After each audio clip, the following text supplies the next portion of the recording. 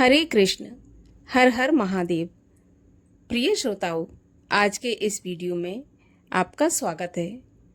हम आपको आज के इस वीडियो में सुनाएंगे सोमवार के व्रत की कथा। सोमवार का व्रत भगवान शिव को समर्पित होता है और सभी मनोकामनाओं को पूर्ण करता है। अगर आप व्रत रखते हैं तो अच्छी बात है। अगर नहीं भी रख पाते व्रत किसी भी वजह से, तो कथा अवश्य सुननी चाहिए, क्योंकि कथा सुनने मात्र से ही भगवान भोलेनाथ की कृपा प्राप्त होती है और मन में जो भी कामना हो भगवान शिव की कृपा से पूर्ण होती है। तो आइए हम आपको सुनाते हैं सोमवार के व्रत की कथा। कथा आरंभ करने से पहले आपसे एक ही अनुरोध है कि अगर अभी तक आपने चैनल को सब्सक्राइब नहीं किया है, पहली बार चैनल पर आए हैं, तो चैनल को सब्सक्राइब करके बेल आइकन पर क्लिक कर लीजिए, क्योंकि हमारे चैनल पर आपको सभी प्रकार की व्रत कथाएं, महात्म सुनने को मिलेंगे।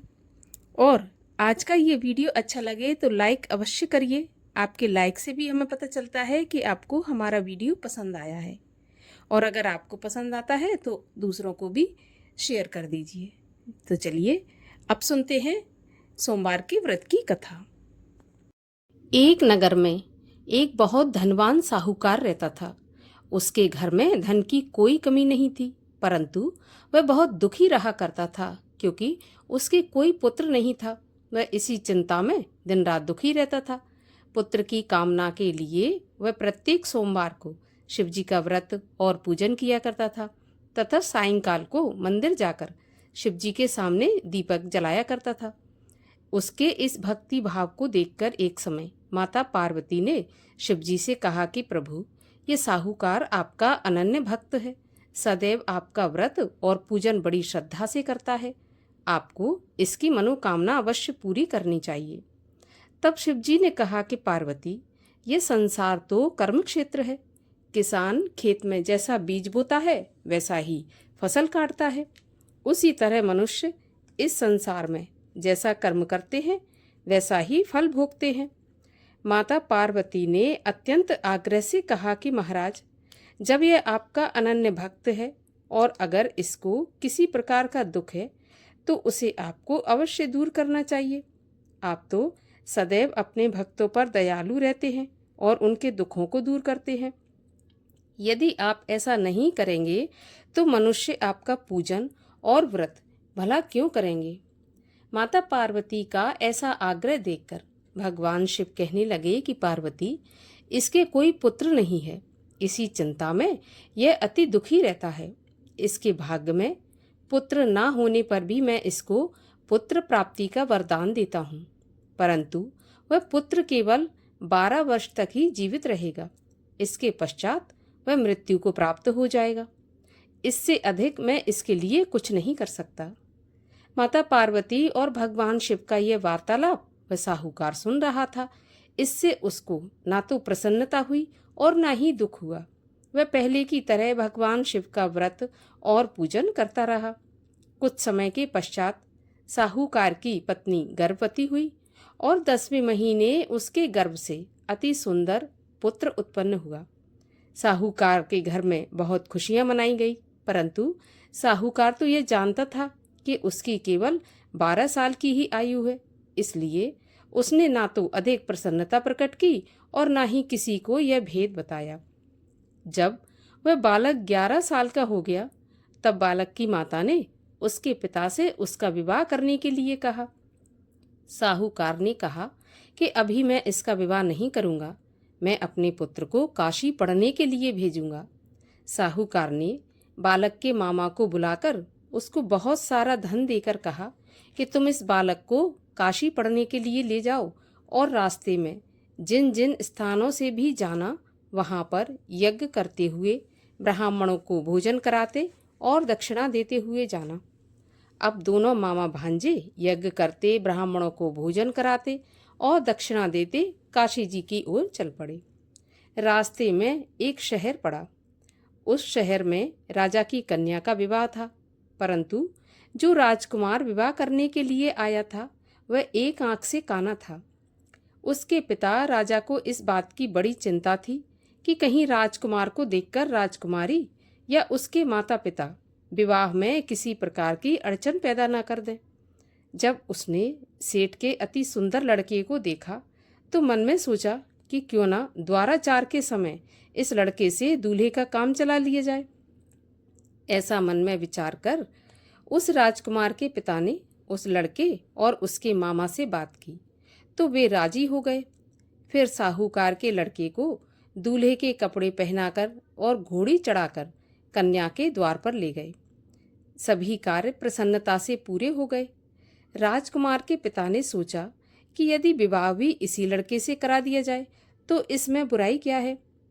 ऐसा विचार कर उसने लड़के और उसके मामा से कहा कि यदि आप फेरों और कन्यादान के काम को भी पूरा करा दें तो आपकी बड़ी कृपा होगी। मैं इसके बदले आपको बहुत सारा धन दूंगा। तो दोनों ने इसे सहर्ष स्वीकार कर लिया। विवाह कार्य बहुत अच्छी तरह से संपन्न हो गया। सेठ का पुत्र जिस समय जाने लगा तो उसने राजकुमारी की चुनरी के पल्ले पर लिख दिया कि तुम्हारा विवाह मेरे साथ हुआ है, परंतु जिस राजकुमार के साथ तुम्हें विदा किया जाएगा वह एक आंख से काना है और मैं काशी पढ़ने जा रहा हूँ।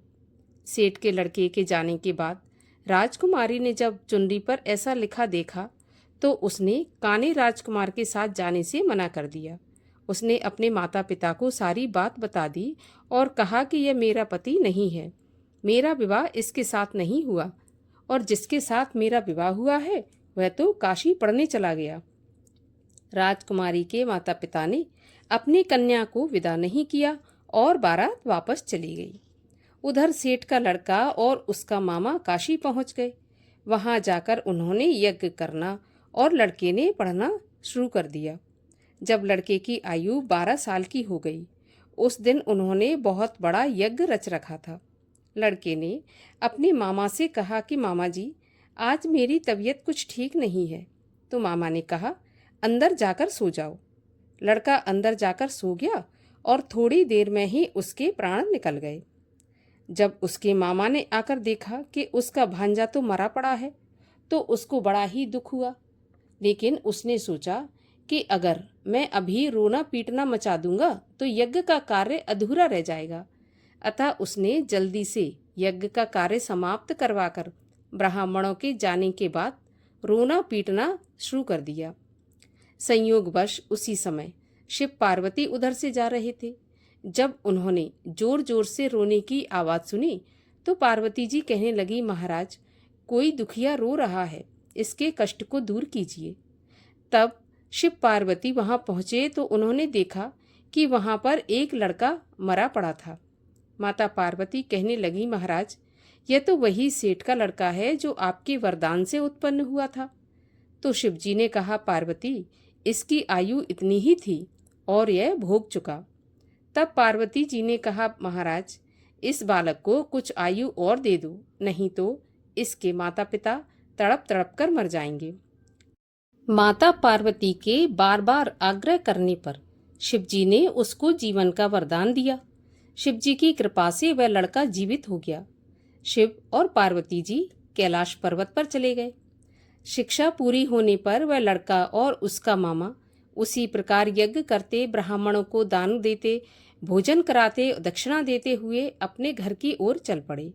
रास्ते में उसी शहर में आए जहां उस लड़के का वहां की राजकुमारी से विवाह हुआ था। वहां आकर उन्होंने यज्ञ आरंभ कर दिया। उस लड़के के ससुर वहां के राजा ने उसको पहचान लिया और महल में ले जाकर उसकी बहुत आवभगत की। फिर बहुत से दास दासियों सहित आदर पूर्वक अपनी राजकुमारी और जवाई राजा को विदा कर दिया। जब वे अपने शहर के निकट आए तो मामा ने कहा कि मैं पहले तुम्हारे घर जाकर तुम्हारे माता पिता को खबर देकर आता हूँ। जब उस लड़के का मामा घर पहुंचा तो उसने देखा कि लड़के के माता पिता घर की छत पर बैठे थे। उन्होंने ये प्रण करके रखा था कि यदि हमारा पुत्र कुशलता के साथ लौट आया तो हम राजी खुशी नीचे आ जाएंगे, नहीं तो छत से गिरकर अपने प्राण दे देंगे।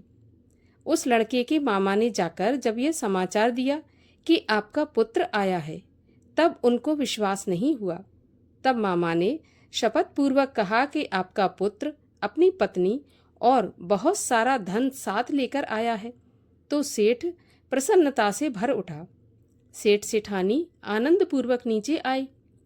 बाहर आकर उन्होंने अपने पुत्र तथा उसकी पत्नी का भरपूर स्वागत किया।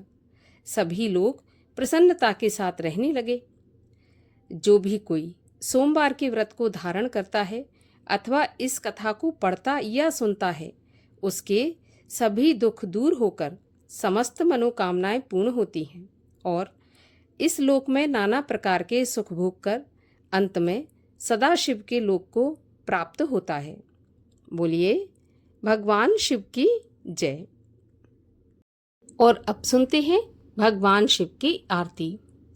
ओम जय शिव ओमकारा स्वामी हर शिव ओमकारा, ब्रह्मा विष्णु सदा शिव अर्धांगी धारा। ओम जय शिव ओमकारा, एकानन चतुरानन पंचानन राजे, हंसासन गरुणासन वृषवाहन साजे। ओम जय शिव ओमकारा, दो भुज चार चतुर्भुज 10 भुज ते सोहे, तीनों रूप निरखता त्रिभुवन जन मोहे। ओम जय शिव ओमकारा, अक्षमाला बनमाला मुंडमाला धारी, चंदन मृग मद सोहे, भोले शुभकारी। ओम जय शिव ओमकारा, श्वेतांबर पीतांबर बाघंबर अंगे, सनकादिक ब्रह्मादिक भूतादिक संगे। ओम जय शिव ओमकारा, करके मध्य कमंडल चक्र त्रिशूल धरता, सुख करता दुख हरता जग पालन करता। ओम जय शिव ओमकारा, ब्रह्मा विष्णु सदा शिव जानत अविवेका, प्रणवाक्षर के मध्य ये तीनों एका। ओम जय शिव ओमकारा, त्रिगुण स्वामी जी की आरती जो कोई जन गावे, कहत शिवानंद स्वामी मन वांछित फल पावे। ओम जय शिव ओमकारा, बोलिए शिव शंकर महादेव की जय। बोलिए पार्वती पति महादेव की जय।